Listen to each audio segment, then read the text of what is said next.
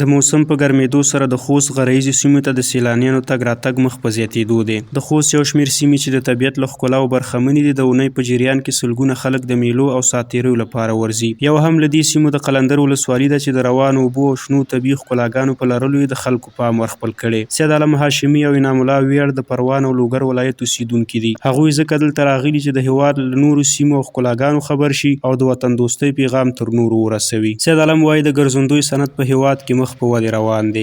زه خپله د لوګر ولایت اوسېدونکی یم او دلته فعلا محصل یم او راغلی یم د سیاحت چکر ته او ډېر ښه خوند کوي دلته. زه چې کله د آزاد فضا ته ګورم او د ښکلې هوا ته ګورم نو د دې سره د ما ذهن هم ارامه کېږي او په دې باندې پوه شم چې خوست یو ښکلې سیمې هم لري او داسې سیمې چې تر اوسه پورې زه دې سیمې ته نه وم راغلی، خو اوس پوه شم په دې باندې چې ښکلې سیمې لري او زه به نور خپل ملګري هم خبر کړم په دې باندې چې دې ښکلې سیمې ته راسي او د دې ښکلې سیمو څخه لیدنه وکړي. انعام الله بیا د امنیت او سولې فضا هم د ځوانانو لپاره د میلو او سیاحت غوره فرصت بولي. هغه وایي په جنګي حالاتو کې چا زړه نشو ښه کولی چې په لرې اطرافي سیمو کې د سیاحت او چکر لپاره ولاړ شي، خو اوس ورته بهترین فرصت برابر شوی او دوی له دا ډول سولیز امنیت راضي دي.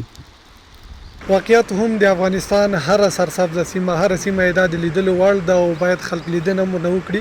اوس وختونو کې یو څه چې داسې امنیت ډېر ښه ده او هر څوک هر ځای ته تللی شي، بیا خصوصا ځوانان په تفریح سیمو باندې چې یو ځای نه بل ځای ته راځي، دا ډېره غوره طریقه ده او ښه طریقه ده او زما په نظر باندې خپله هم د ځوانانو لپاره دا ډېره مهمه ده چې دوی د تفریح ځایونو ته لاړ شي.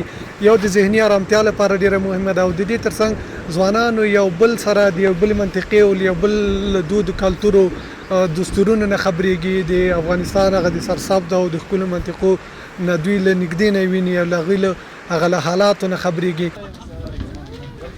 د هاشمي په وینا په ولایتونو ګرځېدل د دې لپاره هم ښه دي چې د میشتو خلکو ترمنځ په فرهنګي او کلتوري لحاظ نږدېوالی نور هم رامنځته شي. د اونۍ په جریان کې خلک ډېر مصروفه وي په کارونو باندې، په روزمره کارونو باندې او دوی یوې تفریح ته ضرورت لري. نو ځوانانو ته دا ضرور ده تر څو راسي تفریحي سیمو ته او د دې ښکلي طبیعت څخه خوند واخلي. یو دا چې دوی به د هغه روزمره کارونه چې ترسره کړي دي د هغو د ستړیا څخه به خلاص شوي وي، یو څه ذهن به ارام شوی وي. د غیر دقیق احصایي له مخې د خوست په طبیعي او تفریحي سیمو کې په اوسط ډول د اونۍ زرګونه ځوانان ناسته ولاړه کوي او یو لوی شمېر نور ځوانان بیا له نورو ولایتونو هم د خوست مختلفو سیمو ته د سیاحت په موخه راځي. د دغو مشهورو سیمو له منځه د خوست ځاځي میدان، د تڼۍ واد محمد، ګربز، موسی خیل ولسوالي، مرکز لکڼ، صبري او د قلندر ولسوالي ده چې په دې وروستیو کې د ګڼ شمېر سیلانیانو پام ورخپل کړی دی.